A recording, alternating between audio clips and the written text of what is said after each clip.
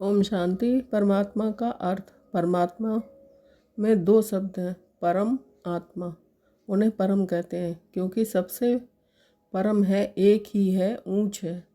उन्हों को ही गॉड भगवान कहते हैं। परमात्मा का अर्थ आकार से नहीं, लेकिन परम का अर्थ सर्वश्रेष्ठ है। भारत में परमात्मा की पूजा ज्योतिर्लिंगम के रूप में करते हैं। लिंग अर्थात आकृति, चिन्ह ज्योतिर्लिंगम का अर्थ है, जिसका आकार ज्योति स्वरूप है। ज्योति स्वरूप होने के कारण ही परमात्मा को निराकार कहा जाता है। निराकार का अर्थ शाब्दिक नहीं, शाब्दिक अर्थ लिया जाए तो इसका ये अर्थ निकलेगा कि उनका कोई आकार नहीं है, परंतु ऐसा नहीं है। परमात्मा का ये रूप का एक अर्थ है, उन्हें अपना शरीर नहीं है, इसलिए उन्हें अशरीरी कहा जाता है।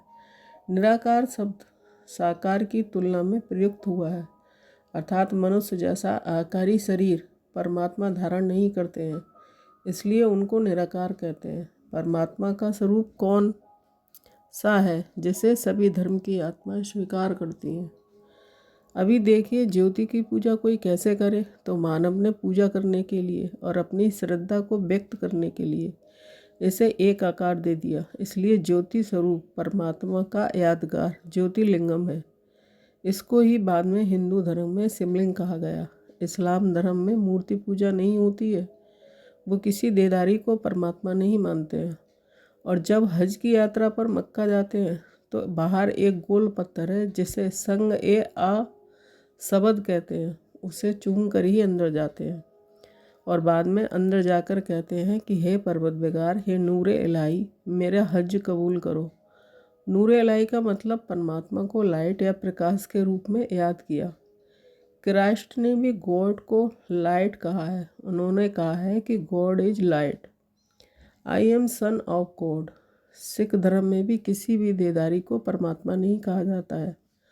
उन्होंने कहा है, नानक एको सिमरिए, जो जल थल रहे समाए, दूजा कोई न पूजिए, जो जन्मे तो मर जाए। अर्थात जिसने जन्म लिया है उसकी मृत्यु होगी, वह परमात्मा नहीं है, उसे पूजने का भी कोई लाभ नहीं है। याद करना है, पूजना है, तो उस निराकार परमात्मा ज्योति बुंदी रूप को ही याद करो। बौद्ध धर्म में महात्मा बुद्ध ने भी कभी मूर्ति पूजा के लिए किसी को प्रेरित नहीं किया।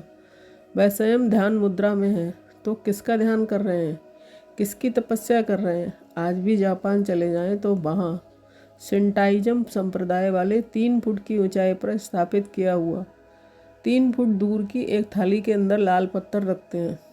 उसे कहते हैं कावा का पवित्र पत्थर। बिल्कुल निराकार ज्योतिर्लिंगम आकार का है और उसको उन्होंने कहा है चिनकुन सेकी। चिनकुन सेकी अर्थात जो शांति का दाता है, जिसका ध्यान करने से हमें शांति मिलती है, इसलिए वह उसके सामने बैठकर ध्यान करते हैं।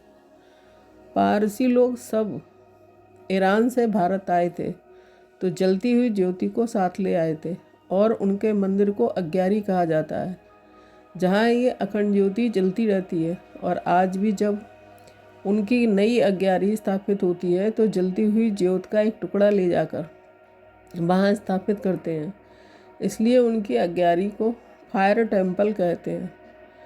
सार तो इससे हमें पता चलता है कि सभी धर्मों की मनुष्यात्माओं ने परमात्मा को ज्योति बिंदु रूप ही माना है।